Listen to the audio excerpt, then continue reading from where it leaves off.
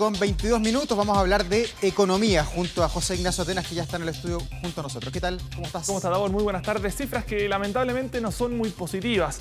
Veníamos con años, de alguna manera, que habían ayudado a que las personas, por ejemplo, pudieran bajar su carga financiera en términos de deuda o de morosidad.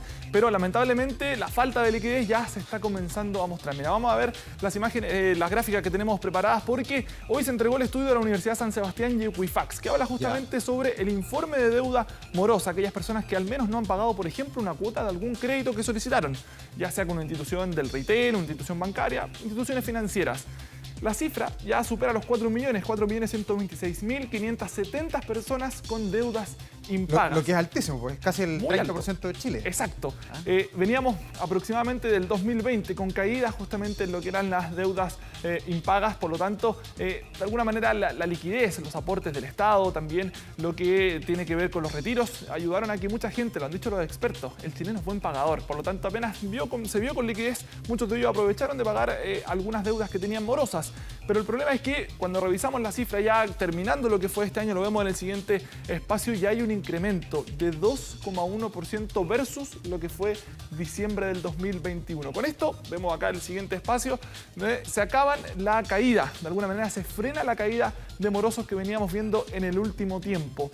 Preocupante porque estamos entrando en un 2023 donde el panorama económico es aún más complejo. Se viene más o menos nomás de acuerdo. La inflación muchas veces lleva a algunas personas, de hecho en distintos reportajes lo hemos analizado respecto a que muchas personas están utilizando, por ejemplo, la línea de crédito, la tarjeta de crédito para costearse, por ejemplo, alimentos. Así que es una situación preocupante. Vemos también la siguiente gráfica que tenemos preparada porque aquí está lo llamativo. Claro, hay 99.000 personas que eran nuevos morosos, que nunca antes habían estado dentro de este informe, que caen. Eso es positivo, quizás viendo el lado mejor, pero hay 86.000 morosos intermitentes. ¿Qué quiere decir esto? Que alguna vez estuvieron en algún informe que habían salido por, ya sea por las ayudas estatales o por alguna razón que pudieron cancelar sus deudas morosas y ahora nuevamente vuelven a aparecer en este informe.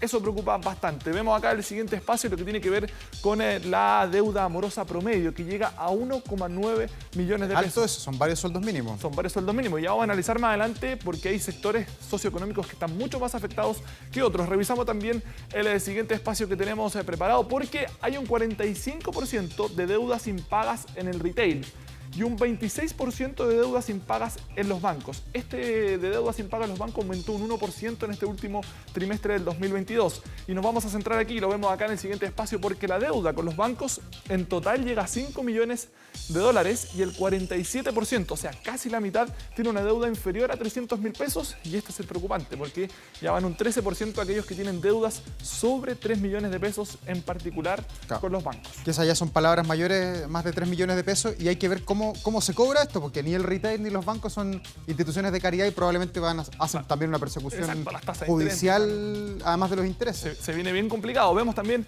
el siguiente espacio que tenemos preparado porque, claro, cuando analizamos por género, las mujeres, si lo comparamos con los hombres, son más de 2 millones. 2.122.167 mujeres morosas con una deuda promedio de 1,3 millones de pesos. Vemos los hombres, son menos, pero la deuda es mucho más alta. 2,6 millones de pesos y un poco más de 2 millones de personas morosas. Muchas veces tiene que ver también con la capacidad de crédito. Lamentablemente se discrimina mucho en algunas ocasiones por género y comúnmente los hombres tienen un mayor acceso al crédito, por lo tanto pueden obtener montos más altos.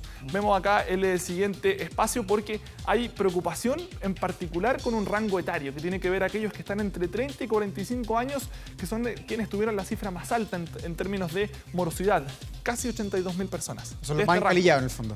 Los más encalillados, los que más tienen deuda y bueno, también es la edad donde principalmente tienen más accesibilidad al crédito. Son edades en que comúnmente ya están en el mercado laboral, algunos de ellos por ejemplo son profesionales y tienen un acceso mucho, no sé si ilimitado, pero un acceso mucho más fácil al crédito. Vemos la siguiente gráfica porque aquí es donde está la preocupación de sobre todo los expertos. El grupo socioeconómico E, que es aquel que tiene ingresos en promedio de 324.000 pesos, tiene una deuda promedio de 1,2 millones de pesos. ¿Qué quiere decir esto?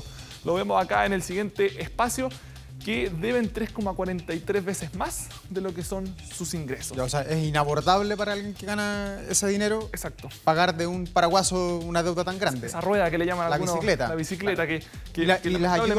Las ayudas que vienen para marzo. no alcanzan a paliar en nada. No alcanza, no, la deuda en promedio es mucho más alta de lo que pueden recibir algunas personas. Así que obviamente hay preocupación de los expertos y también autoridades. Hablamos justamente con la Universidad San Sebastián, que entregó el panorama de lo que viene de cara a este 2023, en donde justamente se habla de un panorama económico bastante complejo. Por lo tanto, podrían caer más personas en morosidad. Tenemos declaraciones, los invito a escuchar. El año 2023 viene difícil. El producto se va a contraer en torno al 2%. Nuestra economía junto con Haití va a ser la única que no va a crecer el año 2023.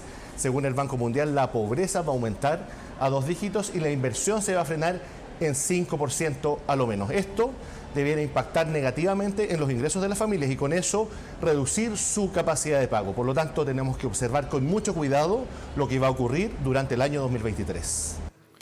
Proceso inflacionario, Davor, que ya ha golpeado bastante y que obviamente para un 2023 en donde se estima que al menos el mercado laboral, por ejemplo, se puede haber dañado producto de la actual situación que estamos viviendo, obviamente podría perjudicar aún más este nivel de morosidad que obviamente es preocupante. Y además estamos acá en el verano con varios empleos que se generan, con los temporeros, Exacto. los temas de servicio, turismo, hoteles. Quizá en marzo se puede ver ahí un golpe más importante lo que es con el mercado laboral, aunque justamente